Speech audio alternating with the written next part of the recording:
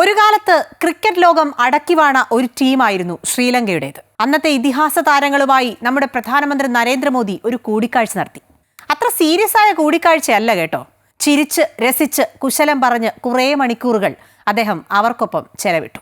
1996 ഏകദിന ലോകകപ്പ് ഉയർത്തിയ ലങ്കൻ ക്രിക്കറ്റ് ടീം താരങ്ങളുമായാണ് പ്രധാനമന്ത്രി നരേന്ദ്രമോദി കൂടിക്കാഴ്ച നടത്തിയത്. ശ്രീലങ്കൻ സന്ദർശനത്തിനിടെയായിരുന്നു മോദിയുടെ കൂടിക്കാഴ്ച. സനത് ജയസൂര്യ, ചാമിന്ദ വാസ്, അരവിന്ദ് ദിസൽവ, മാർവൻ അട്ടപ്പെട്ടു, രവീന്ദ്ര പുഷ്പകുമാര, ഉപുൽ ചന്ദന, കുമാർ ധർമ്മസേന, രമേഷ് കലുവിതർണ തുടങ്ങിയ താരങ്ങളാണ് മോദിയുമായി സമയം ചെലവിട്ടത്. കുശലാന്വേഷണത്തിനിടെ പ്രധാനമന്ത്രിയോട് ഒരു ആവശ്യം അവർ മുന്നോട്ട് വെച്ചു. ഉയർന്ന നിലവാരത്തിലുള്ള ക്രിക്കറ്റ് സ്റ്റേഡിയങ്ങൾ പണിയാൻ ഇന്ത്യ പിന്തുണയ്ക്കണമെന്നായിരുന്നു ആ ആവശ്യം. സാമ്പത്തിക പ്രതിസന്ധി കാലത്ത് ഇന്ത്യ നൽകിയ പിന്തുണയ്ക്ക് താരങ്ങൾ നന്ദിയും പറഞ്ഞു.